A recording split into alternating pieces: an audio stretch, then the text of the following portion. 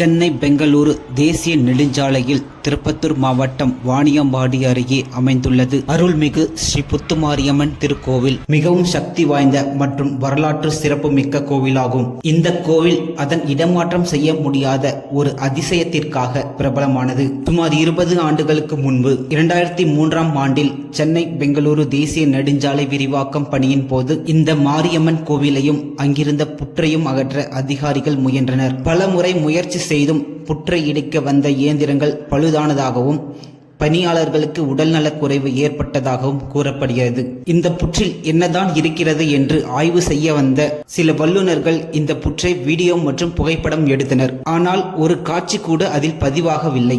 எவ்வளவு முயன்றும் இந்த கோவிலை அகற்ற முடியாமல் போனதால் தேசிய நெடுஞ்சாலைத்துறை கோவிலுக்கு மேலேயே மேம்பாலம் கட்டி சாலையை அமைத்தது. இன்றும் இந்த கோவில் மேம்பாலத்திற்கு அடியில் அமைந்திருப்பதை நீங்கள் காணலாம். வாணியம்பாடி டோல்கேட்டில் இருந்து சுமார் 2 கிலோமீட்டர் தொலைவிலும் நாற்றம்பள்ளியில் இருந்து சுமார் 8 கிலோமீட்டர் தொலைவிலும் அருள்மிகு ஸ்ரீ புத்துமாரியம்மன் கோவில் உள்ளது. இங்கு அம்மன் புற்று வடிவில் சுயம்புவாக அருள்பாலிக்கிறார். இது ராகு கேது தோஷங்கள் நீங்கும் இடமாக கருதப்படுகிறது.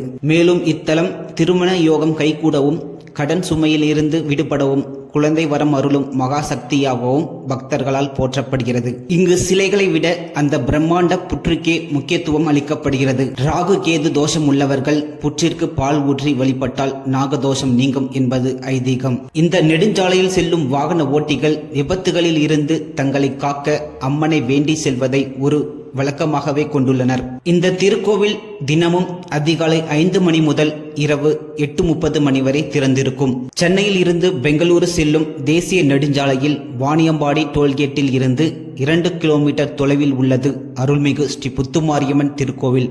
சாலையின் நடுவே கம்பீரமாக வீற்றிருக்கும் இந்த கோவில் ஆன்மீக ரீதியாகவும் மிகவும் சக்தி வாய்ந்ததாக கருதப்படுகிறது.